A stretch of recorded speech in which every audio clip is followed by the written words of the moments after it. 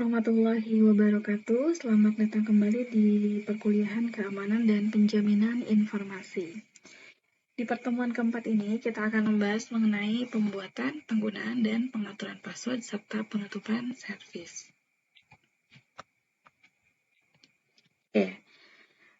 Seperti yang sudah kita bahas ya di pertemuan-pertemuan sebelumnya, bahwa keamanan informasi ini merupakan bagaimana cara seorang untuk melindungi informasi maupun data yang ada di sebuah sistem, di mana si informasinya ini tidak memiliki arti fisik ya, yang artinya informasinya itu tidak ada wujudnya gitu ya.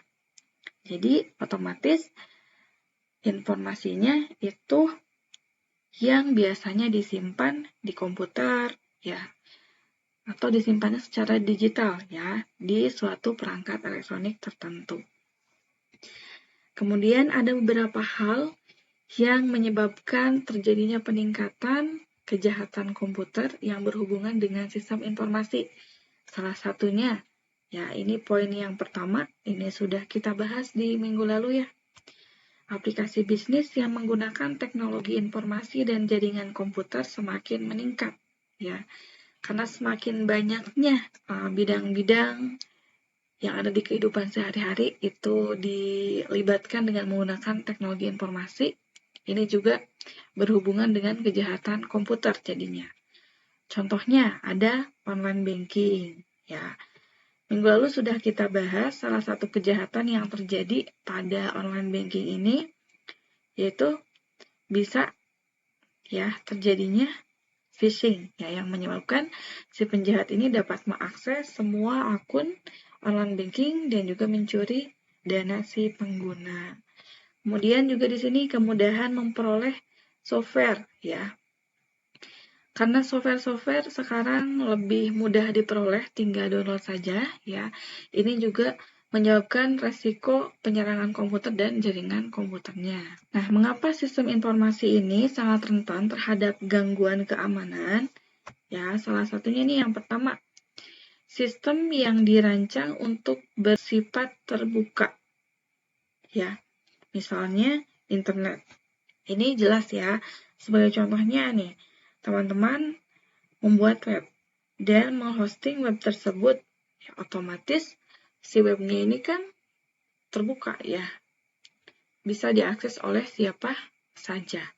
Kemudian yang menggunakannya ini bukan kalian saja, tapi ada user lain. Sehingga di sini ya kaitannya dengan sikap dan pandangan pemakai, kemudian skill dan pengamanan yang kurang. Otomatis ya karena user yang menggunakannya bukan hanya si pembuat saja, tapi ada user lain yang belum tentu penggunaannya ini benar. Nah, itu juga menyebabkan terjadinya gangguan keamanan pada sistem informasi. Kemudian di sini ada beberapa cara untuk melakukan serangan pada jalur komunikasi. Yang pertama ada sniffing. Ini biasanya memanfaatkan metode broadcasting dalam LAN. Sniffing ini berarti membengkokkan ya. Yang artinya si sniffing ini tindakan mengintip atau mencuri data yang sedang dikirimkan melalui jaringan komputer. Nah, jaringannya ini bisa melalui internet maupun jaringan lokal ya atau internet. Contohnya misal kalian ya kirim pesan atau kata sandi nih. Sementara si jaringannya itu connect-nya ini melalui WiFi yang ada di sebuah HP. Nah, si penjahat cyber itu bisa mencuri informasi tersebut tanpa sepengetahuan kalian dengan menggunakan perangkat sniffing. Contohnya perangkatnya ada apa aja? Nah, di sini salah satunya ada Sniffit, TCP/DAM, dan List Sniffer. Nah, untuk mencegah terjadinya sniffing ini, kita bisa dengan menggunakan SSH. Kemudian ada juga spoofing. Ya, spoofing ini memperoleh akses dengan cara berpura-pura menjadi seseorang atau sesuatu yang memiliki hak akses yang valid. Nah, ini si peretasnya atau si penyerangnya, dia berpura-pura. misalkan menjadi server. Jadi pada saat si klien mau login yang harusnya ke server, ya, dia malah ke penyerang yang pura-pura menjadi server. Ya, dia login, kemudian nanti si penyerang akan menyimpan username dan datanya, passwordnya, ya, dan data-data yang lainnya. Kemudian dikembalikan ke si kliennya, dia invalid login terlebih dahulu, ya. Jadi loginnya salah, padahal datanya dia sudah ambil. Jadi sehingga si penyerang ini dia bisa langsung menyerang ke bagian servernya, ya. Contohnya, ya misal ada teman kalian nih mengirim pesan ke kalian misalnya. Nah, padahal itu bukan teman kalian yang mengirim pesan, ya, tapi orang lain. Selanjutnya ada man in the middle, MITM. Nah, kalau yang ini hampir sama ya seperti spoofing.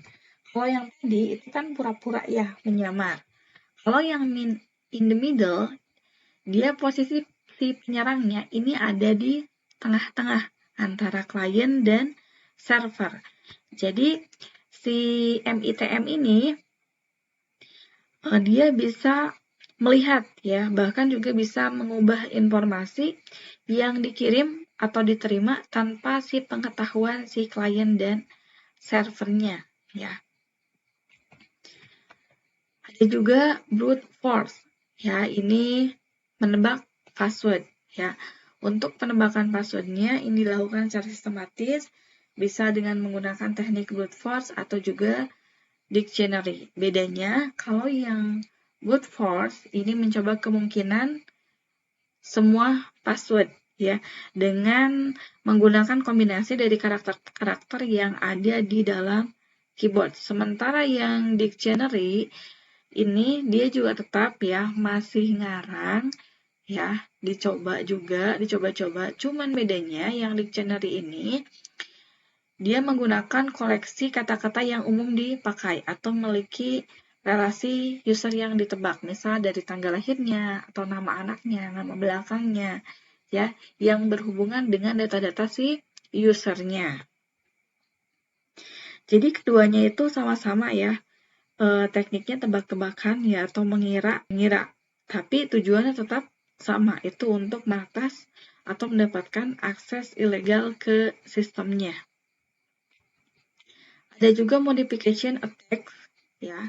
Nah, ini biasanya sebelum ada modification attack ada akses attack-nya terlebih dahulu. Jadi penyerangan aksesnya ya untuk mendapatkan si akses masuk ke server atau ke sistemnya.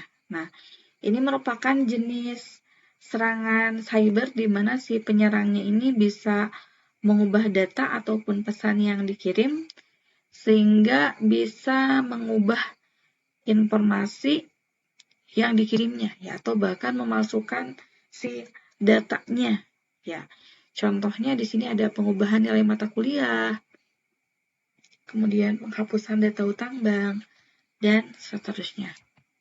Ada juga denial of service attack atau DOS. Ini juga sudah kita bahas di pertemuan-pertemuan awal. Ya, kalau DOS ini berarti memberikan serangan dengan mengalirkan lalu lintas yang sangat besar ke sistemnya. Ya, jadi dikirim data yang melebihi kapasitas normalnya, yang nantinya menyebabkan si sistemnya ini bisa jadi lambat atau bahkan down. Ya, ini contoh dari kasus DOS yang pernah terjadi pada tahun 2004 yang dikenal dengan nama Maidum Worm ya atau Nova ya. Nah, ini situs yang dituju ya untuk diserangnya itu adalah sco.com ya. Tapi karena penyerangan DOS tersebut ini mempengaruhi banyak perusahaan dari situs web lainnya juga. Seperti contohnya ada Google, Yahoo, dan situs-situs e-commerce yang tentunya menyebabkan kerugian ekonomi secara signifikan. Nah, kemudian ada juga keamanan sistem sebagai satu konsep terpadu. Nah, ini merupakan serangkaian komponen yang tujuannya adalah untuk melindungi sistem dan juga data dari berbagai ancaman cyber dengan cara yang terkoordinasi dan terintegrasi. Ada 6 layer yang digunakan. Layer pertama ini untuk security atau keamanan dari kebijakan dan standarnya.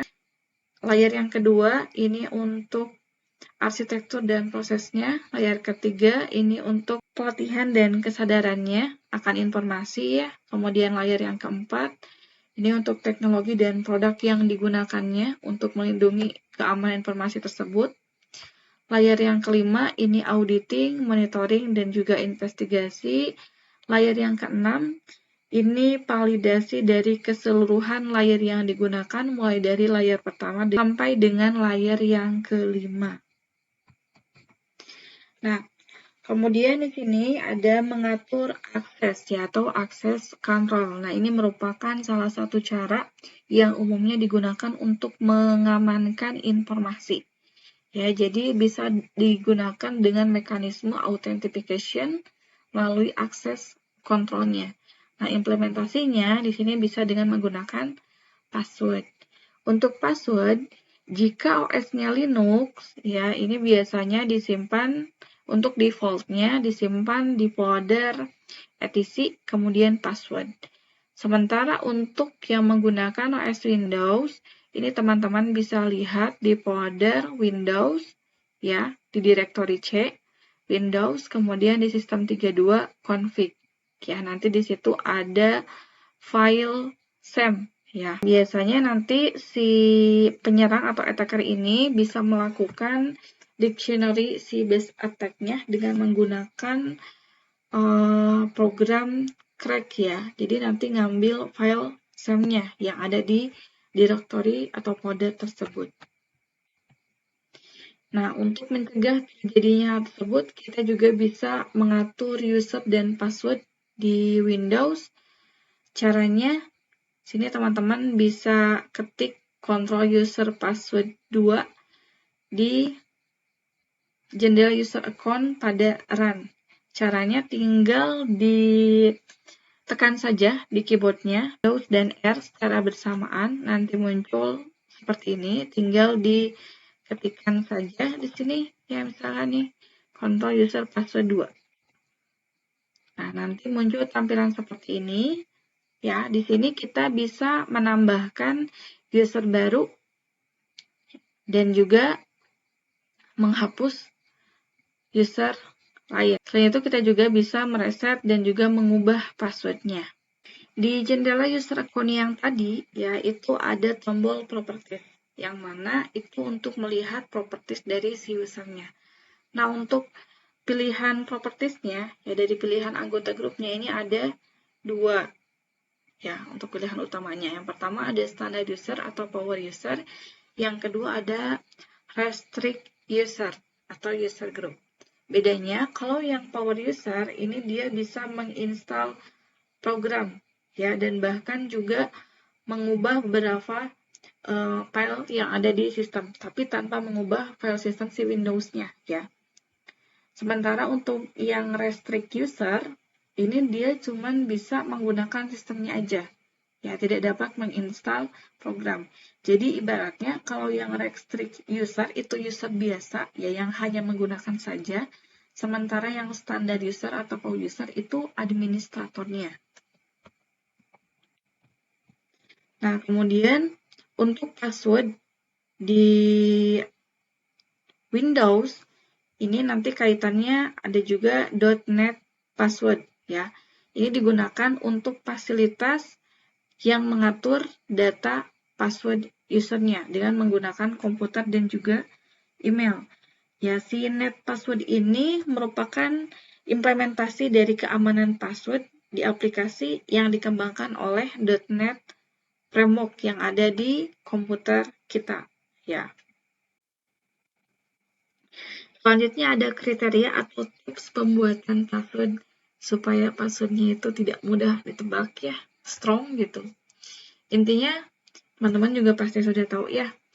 Intinya untuk pembuatan password itu kombinasinya itu harus kapital ya, dengan huruf kecil, kemudian ada angka, dan ada juga karakter spesial yang lainnya. Diusahakan pembuatan passwordnya ini sulit ditebak, tapi mudah untuk diketikkan ya, tanpa perlu melihat si botnya ya.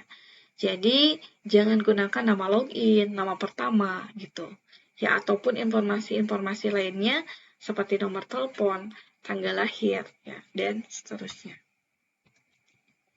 Nah, kemudian di sini ada tabel dari analisis perbandingan untuk pemecahan password ya di sebuah sistem.